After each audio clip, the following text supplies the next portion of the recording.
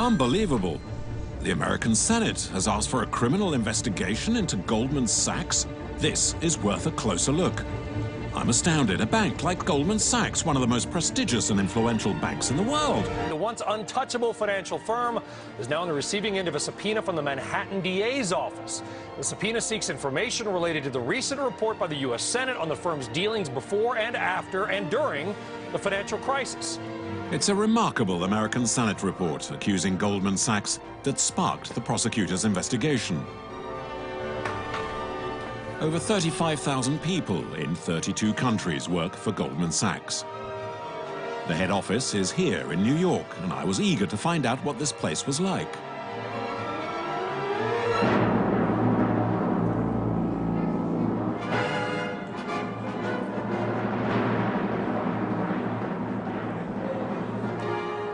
No name, no plaque, no sign. It's almost like a secret society.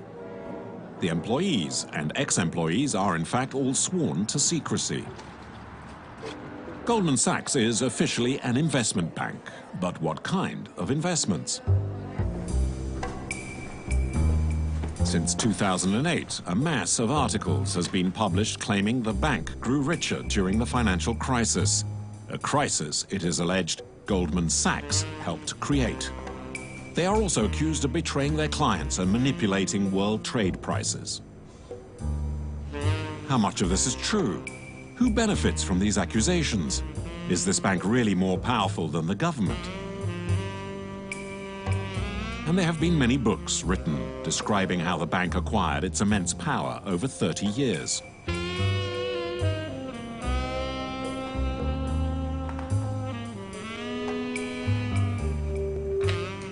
We spoke with senators, writers, financiers, journalists, bankers.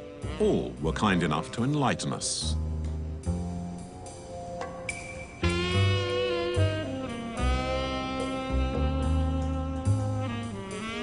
I wrote a letter to the president of Goldman Sachs asking for a meeting. While I wait for an answer, I take a look through the Business Insider's website. There are at least 2 new articles a week about Goldman Sachs on this site. One of the journalists is Katja Wachtel from Australia. I've only ever seen a small photo of her. I hope it'll be enough to recognize her.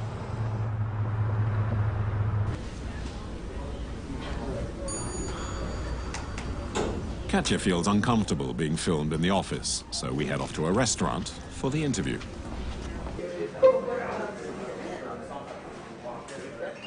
How many articles did you write? 50 to 100 articles about Goldman Sachs, but I update them constantly, so it could be more than that. But I think it's about that many. They're the bank that everybody wants to know about. They're the bank that everybody wants to read about. So how come? I think it's because they're the best at the moment, although that's also up for debate. But over the past decade, at least, they have been the #1 bank. And I think that when you're #1, people are interested. There's something about the power. It's sexier. So the man on the street can't understand why Goldman would sell a product and then hedge against it. But if you're in the banking world, if you're in finance, it's totally normal. Just because something is, we feel ethically wrong, or we can't understand why anyone could do that, doesn't mean that within that industry, amongst the people who know, it's common, it's what they do. Goldman Sachs is certainly guilty of something, but I don't believe for a second that they're more guilty than other banks. I think that they're a scapegoat often, and that annoys me because I think that people don't delve into the activities of other banks as much. I think people are less willing to look at the activities of other executives or employees at those banks, and I think there's a reason Goldman's looked at. I just think that a lot of the time it's unfair, and if you went into the back offices of those other banks, it would look really ugly too. There's always a gap, I think, between moral and legal. And I think that that's something that the government and prosecutors are constantly trying to chase. And they're going to create a new law and they'll create new regulation. The banks are smart. The bankers are incredibly intelligent. They come from the best schools in the country. They know what they're doing. They'll get around it.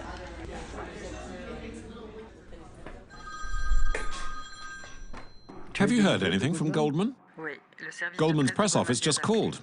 No meeting with the president or anyone else for that matter. One of the first things you learn when you start working at Goldman Sachs is that you must never speak about Goldman Sachs. Next on my investigation is John Cassidy from The New Yorker, who has been following Wall Street for 20 years. He compares the financial sector to Frankenstein's monster, a creature that went completely out of control. I asked him to talk about what he has learnt by observing investment banks like Goldman Sachs. Well, it turns out banks weren't banks, were they? I mean, that's what we've discovered. You're thinking of a bank as somewhere where you put your money on deposit and they give you a low return, perhaps 1%, perhaps 2%. You go back at the end of a couple of years, you take the money out. That's what banks were for 200 years. The banks you're talking about today are not banks in that sense at all. They're largely sort of speculative machines. They take the money that you put in there, but that's only part of what they've got. They also raise money on their own behalf. They issue their own bonds to scale up their investments, and then they invest in all sorts of things. Banks also now gamble, i.e. speculate, on their own account. They've turned into what are called investment banks, Wall Street banks.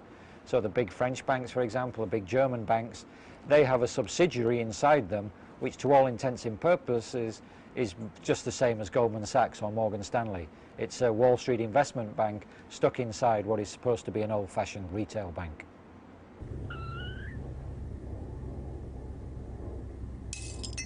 People are particularly fascinated by Goldman because they're widely seen to be the sort of quintessential Wall Street firm. For 10, 20 years they've been seen as the #1 firm. They hire the smartest people. They make the biggest profits, highest returns on equity, as they say on Wall Street. And they also have this incredible record of producing people who go on to higher office. So they're very close to people in government, not just in the US, but in the UK and other parts of the world. So Goldman Sachs for 10 or 20 years has been a source of envy to other people in the financial industry, and also invariably they get involved in whatever the big story of the day is. Whenever there's a big blow-up, you look around, Goldman, not always, but usually is involved some way or another. For 80 years, Goldman Sachs has always been behind every significant financial crisis, including arguably the worst so far, the Wall Street crash of 1929, when even Groucho Marx lost all his savings.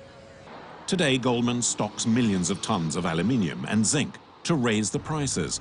According to the Wall Street Journal, Goldman Sachs is advising their clients to bet on the financial collapse of Europe. Hello, any news? Yes, Goldman's press office has advised us to meet with Charles Ellis. He has written a book about Goldman. Charles Ellis is a financial strategist and a great admirer of Goldman Sachs. He's been collaborating with them for a long time and is the only person who agrees to defend them. He insists on meeting us at the Club for Yale University Alumni. His wife is the vice president of the university. It's like an old hotel with an immense library and a delicious buffet.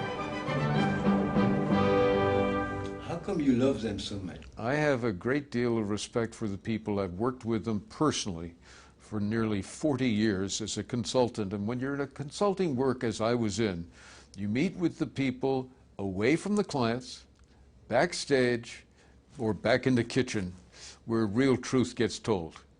And over and over and over again, I watched how they made decisions about things that they really had to do well, and how beautifully they built up a fabulously talented, wonderfully capable organization. Do I think they've always been perfect? Certainly not. Do I think they have made small mistakes? Almost every day. Do I think they've made big mistakes? Yes. Almost every 25 years they make another huge mistake. Are they really a terrific organization? Even so, Yes. And would I be proud to have one of my children working there? Yes. And would I like it if I had gone to work there? Yes, I'd be very proud. It's amazing if you go back 10 years ago and you were to say anything negative about Goldman Sachs, people would shake their heads and say, you must be crazy. Everything about Goldman Sachs is just wonderful. Today, if you say anything good about Goldman Sachs, they shake their heads. They say, you must be crazy. I thought everything about Goldman Sachs was terrible. It's the same firm. Modest changes in size, yes. Some interesting changes in the business activities they do, yes. Some changes in some of the key people, of course. But is it basically the same firm? Absolutely.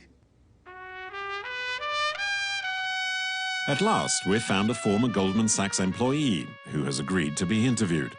He set up a website called Naked Capitalism. His name is Yves Smith.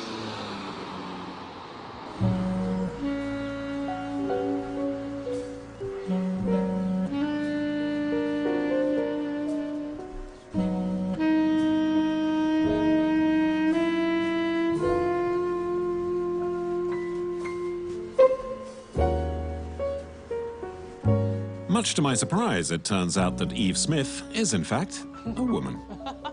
Knowing only too well how chauvinistic the financial world can be, Susan thought she would be far more credible if she used a man's name. The big change in behavior started in the 1980s, although really the foundation was set in 1970. All the firms used to be partnerships. The New York Stock Exchange rules required the firms to be partnerships. And if you're a partnership in the United States, you can lose all your money. In general, corporate America was much more conservative and proper. I mean, even though there was still bad behavior, there was some notion there were limits to the bad behavior. In 1999, there's a revolution. Goldman Sachs is in need of cash and sells itself on the stock exchange in joint stock. Now the managers can no longer be held personally responsible should the bank lose any money. This is the root cause for the change in behavior. At the same time, laws that had forced the banks to act with a minimum of caution are abolished by President Clinton. In the past, people used to say Goldman Sachs was like a wise old owl. Today, it's treated like a vampire. What happened from the 1980s and much more in the 1990s was first in the 80s, the bond business grew to be much more important. And that continued into the 1990s. And it became much more important and much more profitable. Riskier too, but bigger and more profitable. The second is that the derivatives business grew up. And the derivatives business is very lightly regulated. And that started becoming a very big business in the 1990s. And so these two areas that were very profitable and where the regulations were very low, and suddenly we're making a lot of money, meant that you had traders become more important. And traders are predators. I mean, traders will take whatever they can from somebody else. You know, they operate by a kind of rule of the jungle, that everybody out there is, you know, if somebody is foolish enough to buy something at a bad price, that's their problem. And so you have as these people become more powerful in the firm, that mentality starts to drive the firm more than it used to. I mean, for example, at Goldman, the traders call the people on the investment banking side socialists because they get paid on a team basis. Everything is backwards. You know, finance is supposed to be about, you know, first thing, it's supposed to be a service business. It's supposed to support industry, and it's supposed to help the economy grow. And therefore, you know, they shouldn't take too much. You know, if they take too much, it's no longer a support, it's more like a parasite. But then now we have the second problem, that it's much more profitable to destroy rather than to make money, if you in the normal fashion. Does Goldman Sachs have any influence of the United States government? I think you'd be crazy to think that they didn't. The question is, how much more influence do they have than other players? There's good reason to think they have quite a lot. I mean, you obviously have all these famous names that have had very prominent government positions. Of course, you've got, you know, Bob Rubin and Hank Paulson being the most famous. Robert Rubin, who was head of Goldman Sachs, became Bill Clinton's finance minister. His successor, Henry Paulson, followed in his footsteps when G.W. Bush became president. In 2008, Henry Paulson organized the biggest bank rescue ever seen. and made sure that Goldman Sachs benefited as much as possible. When Barack Obama is elected, many managers at Goldman Sachs enter the White House and the government. While certain people become guardians of the market, this leaves the task of finding a fox to guard the henhouse. And there's movement in the other direction too, as ministers and prosecutors head to Goldman Sachs. Their banking culture spreads across the whole world. Hundreds of them fill key positions. Mark Carney, the governor of the Bank of Canada. Olusegun Aganga, the Minister of Trade for Nigeria. Ben Broadbent, one of the managers of the Bank of England. They all came from Goldman. As for the new president of the European Central Bank, Mario Draghi, he too is a former vice president of Goldman Sachs Europe.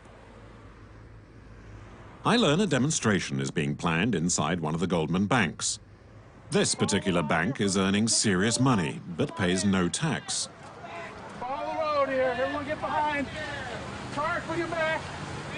The only news crew present is from Russia. The Russians love it when anything goes wrong in America.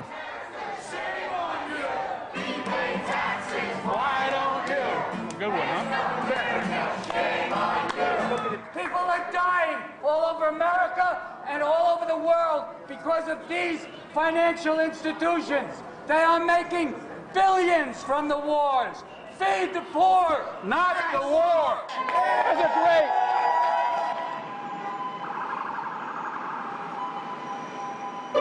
I want to meet the journalists of the New York Times. They were the first to lift the lid on the Goldman Sachs fraud.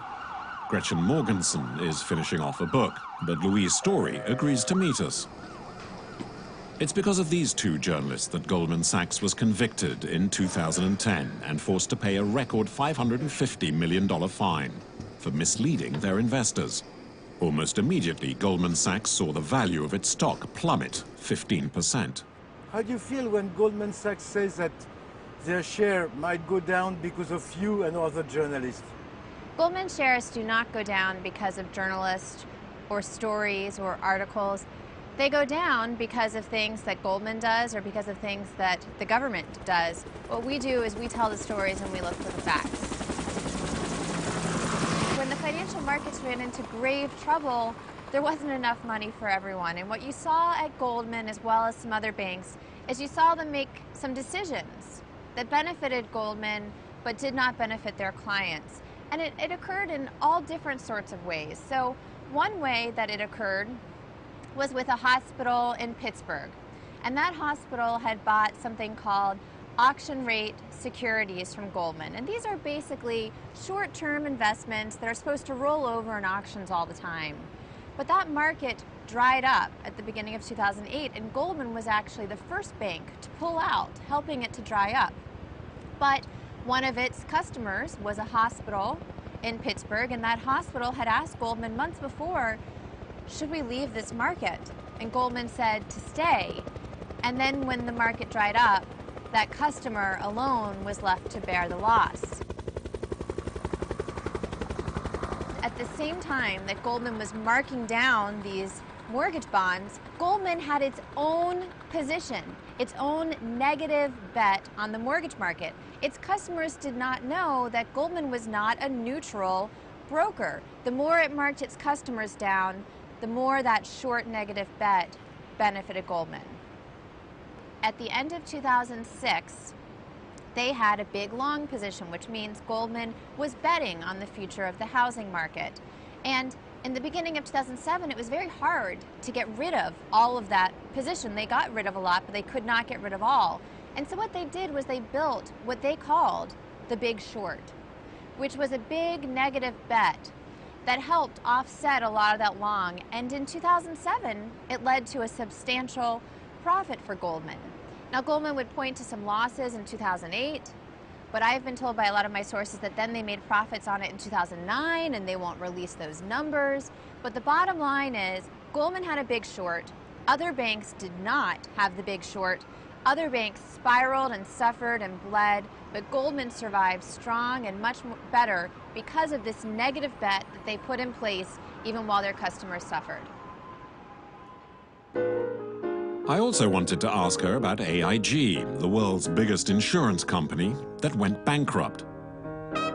What role did Goldman Sachs play? Did Louise have any idea? Every story I read, AIG are just a puppet in their hands. How come? Well, AIG got itself into all these very complex insurance deals with a lot of big banks, including Goldman Sachs. And what AIG gave them was insurance policies, essentially, that said, if those mortgage securities decrease in value, we, AIG, will pay you. Just like, you know, if your house burns down, the insurance company might pay for it. So these were insurance policies on financial instruments. And what happened, of course, is the mortgage securities did collapse. And as they collapsed, Goldman was the first and foremost to demand all this cash from AIG. It was saying, give us more money, give us more money. These are going down in value. Remember, at the same time, Goldman had its big short on. So Goldman profited on its short. It demanded cash from AIG. The market did go down. And all of that cash drained the life out of AIG. And that's why in the fall of 2008, the federal government had to bail out AIG.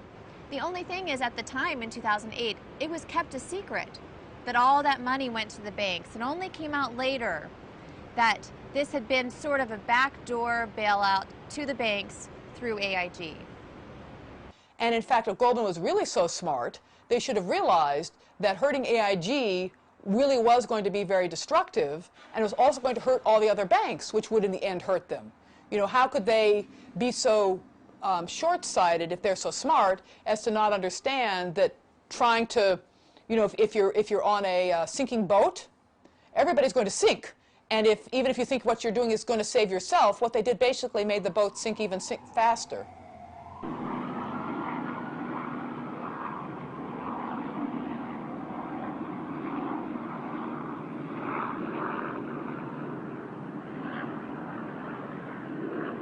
Let's go back to the money wagered on the collapse of the housing market. The scandal was so huge that representatives of Goldman Sachs were summoned to the Senate. Edward Kaufman was part of the commission that publicly interrogated the executives. He is one of the few senators who did not take Goldman Sachs's money to fund his election campaign. He still can't understand why none of the bankers were imprisoned.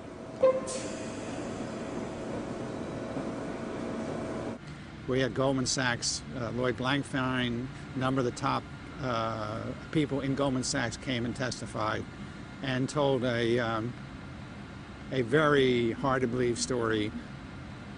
That wasn't an indication you want to get out of that business? When you tell me get out of the business,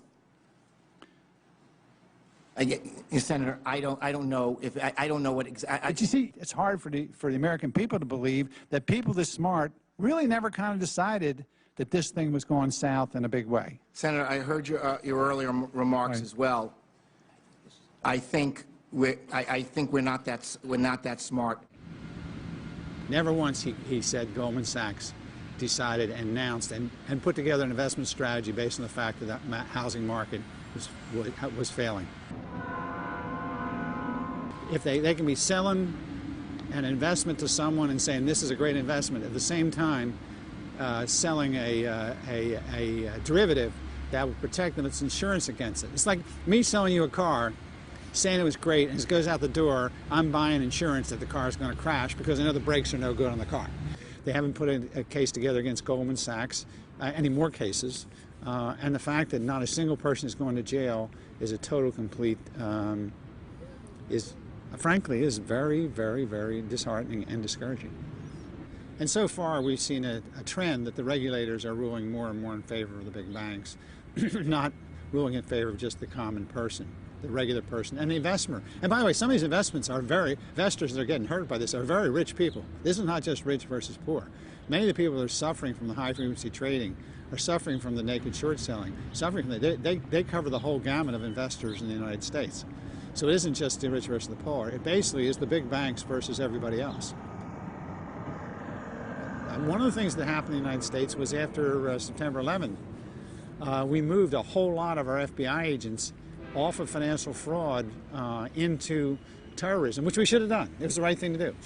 But we should have filled in those FBI spots, and we didn't. If self-regulation doesn't work, it doesn't work in the financial industry, it doesn't work on the streets. You can't. It doesn't work in sports. Can you imagine in a sporting event if you said, look, you know, the referees are getting in the way. They keep slowing down the game, they're blowing their whistles. What we need to do is we need to get rid of all the referees. Can you imagine what would happen in a football game if, in fact, you put all the referees off the field? I mean, I wouldn't want to be in the middle of that field about 5 minutes into that game. And essentially, that's their argument. The same with the police in the streets. Clearly, what concerns me is that these engineers are putting together machines, computers that operate at such an incredible high rate of speed, and we really have no idea. We have no idea. You hear me? No idea what's going on in these markets because they are trading at such a high rate of speed, and we cannot monitor those speeds. Neither the CFTC nor the Securities Exchange Commission of the United States have the capability to determine what's going on in terms of these high-frequency trading. That is incredibly, incredibly, incredibly dangerous.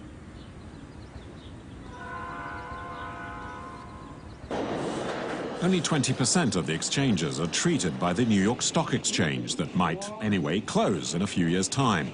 Today, most of the transactions are made outside of the stock exchange controls, directly between the computers of one bank and another, discreetly and at the speed of light.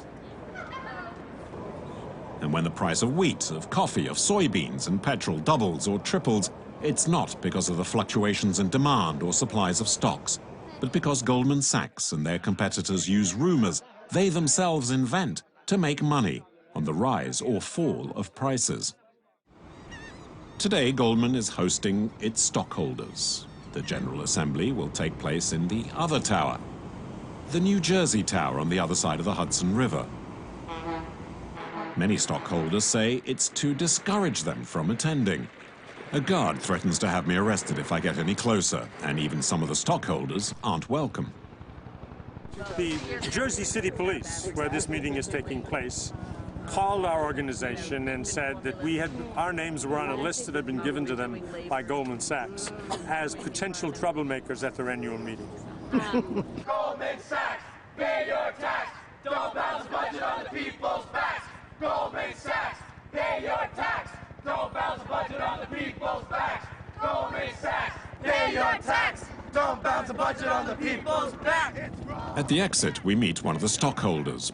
She manages the investments of many religious communities. Goldman Sachs executives are among the richest people in the world.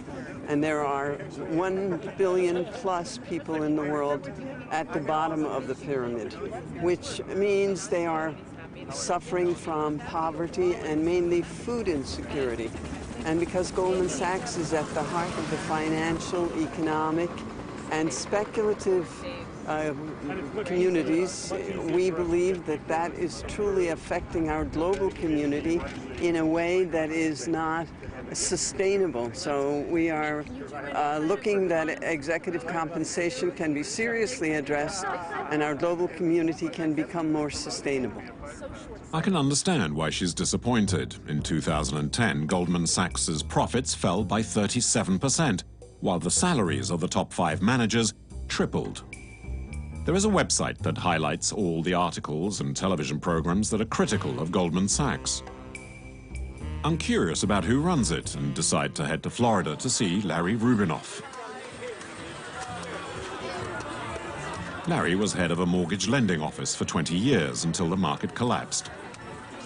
Today, he spends his time keeping the website up to date.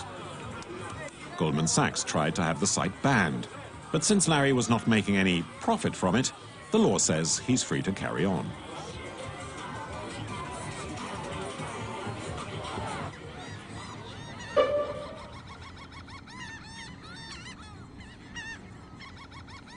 My hair's okay? A little is missing. What is your motivation? My involvement stems from my anger of what the banking system did to create the economic crisis, the global economic crisis, hurting literally millions and millions of people, primarily middle-class people. Purely out of greed, they motivated themselves to take advantage of little people. Goldman Sachs, did they suffer from this subprime problem?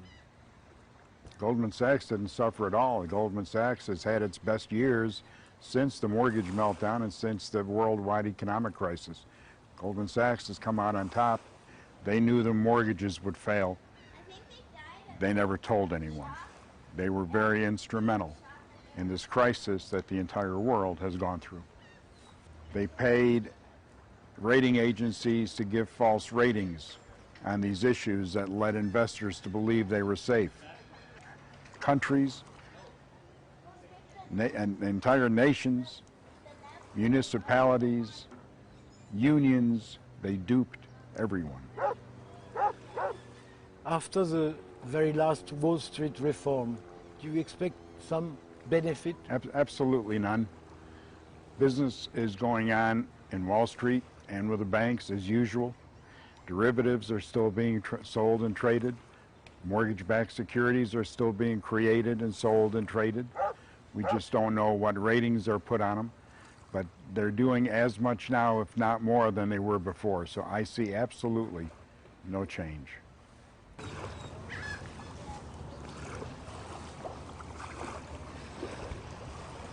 How come our Western government are so weak?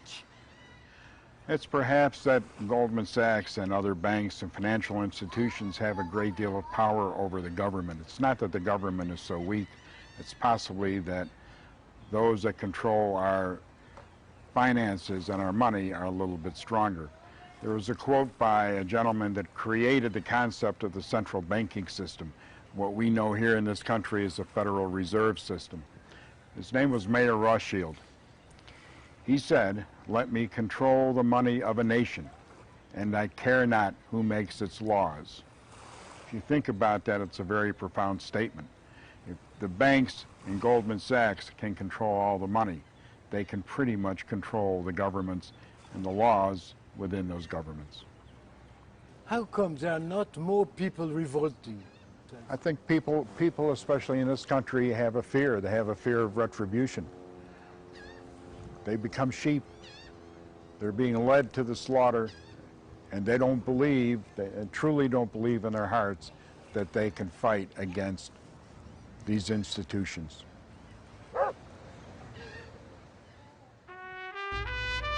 There was a surprise waiting for me in New York, but there were no cameras to witness it. But there were 2 journalists. It's rare to see demonstrations on Wall Street, and yet up to 10,000 people took part to peacefully express their anger. Not against Goldman specifically, but against the big banks in general, and a rival of Goldman Sachs in particular.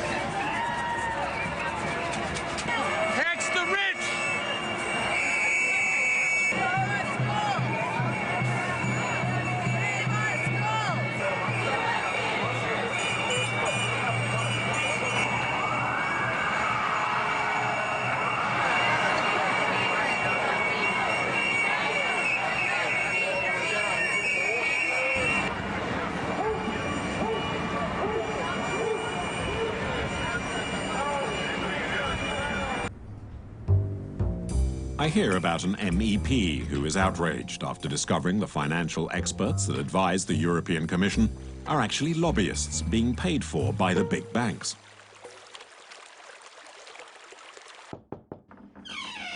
Goldman Sachs does not set out to ensure that the economy functions well, neither do they concern themselves with the development of businesses. On the contrary, they can earn a lot of money when things aren't going so smoothly. So their know-how is to position themselves well, but also to influence the markets or influence the deciders and the laws so that the bets they have made are won. So, for example, when you have the option of betting on the decline in value of Greek bonds, if those bonds do indeed decline, you make money. Then you might issue a sort of press release to say, oh dear, the situation really is catastrophic in Greece, and it's worsening every day. And then you have other people playing their role, in the markets, for instance, who will start selling. If people sell, the prices go down, and that's when Goldman Sachs wins, because they've put their money on a change in the prices. They need opacity, they need a fiscal paradise, they need banking secrecy, and they absolutely need for the rules surrounding financial transactions not to be transparent.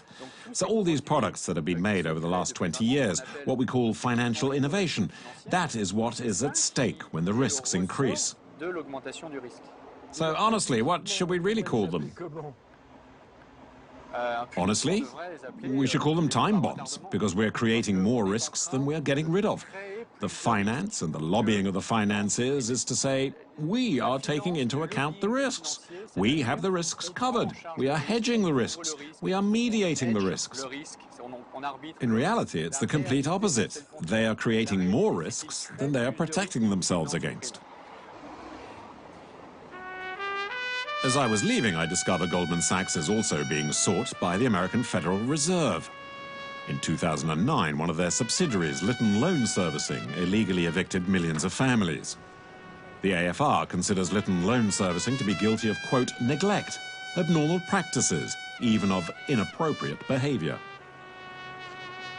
For years, Jean-François Guéraud has investigated financial crimes. He has just finished writing a book on the subject, and I asked him to explain the mechanics of it all.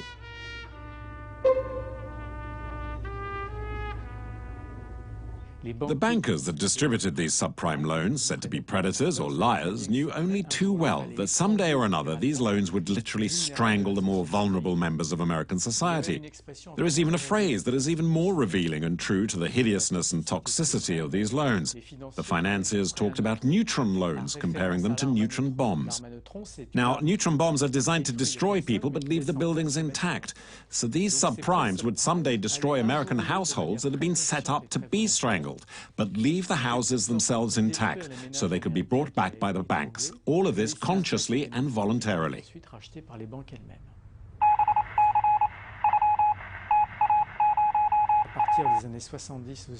From the 1970s in the United States, a balance was established where there was a transfer of power between the financial world on Wall Street, New York, and the political institution in Washington. Little by little, American finance became more and more significant in the American system, and then it gradually began to harness the political power. Are there people above Goldman Sachs, and do they owe any explanation to anyone? You might believe that impunity causes crime, so we think that impunity is a permanent incentive to commit more crimes. This can be true for a bank robber, but then again, this is also true for thieving bankers. And this is the American system's main problem, because it never really enforces a punishment. It constantly encourages behavior that is untrustworthy, at the very least. On the other hand, when deregulation is actually put into place dogmatically, and in a fundamentalist way, it does indeed cause crime.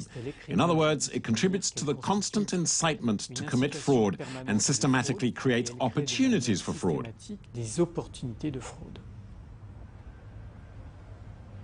Deregulation is said to be a constant incitement to commit fraud. What does a renowned American journalist like Dan Rather think about this? He was the star anchorman of CBS News for 24 years and continues to independently present news programs.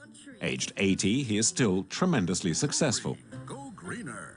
This is the tale of Olga Ooze. Denture paste gave her the blues. Yuck! Until at last she found... This is what we have to understand about a company like Goldman Sachs and about Wall Street in general. It is gambling. It is a big casino. But, and this is very important, at the best casinos, you walk in the door, you know you're gambling. However, you have confidence that the casino will abide by the casino rules. no dealing from the bottom of the deck, no having cards up the sleeve. The roulette wheel is an honest roulette wheel. It's gambling, but it's, if there's such a phrase as honest gambling. You know the rules, you know the risks, we know the dice were loaded, we know the roulette wheel was fixed. However, up to and including the time you and I are talking here, I think there's been only one really big Wall Street operator who's been brought to justice on criminal charges. Under our law and our regulations, they've been brought up under civil charges, so they pay a fine. The fine looks big in the paper. X firm pays $100 million. Chump change to these guys.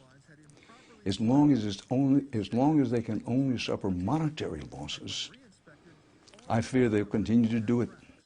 But if you start sending some to prison, and legitimately so, and our government, both Republican and Democratic now, our governments have a lot to answer for. It's inelegant to say so, but what's developed in the United States of America, not this country alone, but it has developed here, is that big government is in bed with very big business, very big corporations, huge international conglomerate corporations, including but not limited to banks. So they're in bed with one another. The big corporations make huge campaign contributions. Footnote, our last presidential campaign, when all is said and done, cost about $2 billion. That's with a B, $2 billion. So while some people give to political campaigns altruistically for the right reasons, by and large, the people who give the money to the politicians to run their election campaigns expect to get something.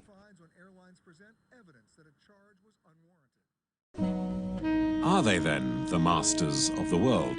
No, they are just the best at creating a detonation, powerful enough to cause the system to implode.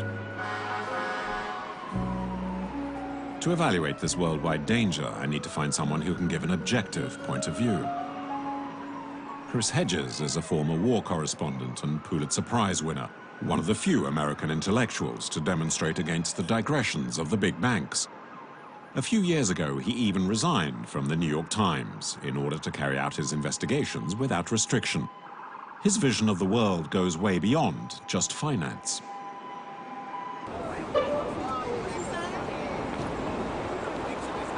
What is specific about Goldman Sachs? Because partners at Goldman Sachs are pushed out of the institution at a fairly young age. They gravitate into the political system. So there are a huge number of former partners and even heads of Goldman Sachs who have achieved direct political power, and really it is fair to say that it is impossible in this country to vote against the interests of Goldman Sachs. How big is the power of Goldman Sachs? Well, Goldman Sachs has the power to bring down economies, as they have in Greece. It's all about bond ratings. And when they declare a particular government insolvent, the consequences are drastic because they force the government, in order to continue to be able to borrow money, to impose the kind of austerity measures that have crippled Greek society and which are crippling the United States. We're all hostage to this game of speculation. You have seen the Senate hearing. What do you think? Political theater. As soon as the lights go out and the cameras leave, these people all go to lunch. Nobody achieves political power in this country without the backing of the financial sector. Since the collapse of 2008, it is that these institutions are untouchable. We can't do anything to stop them.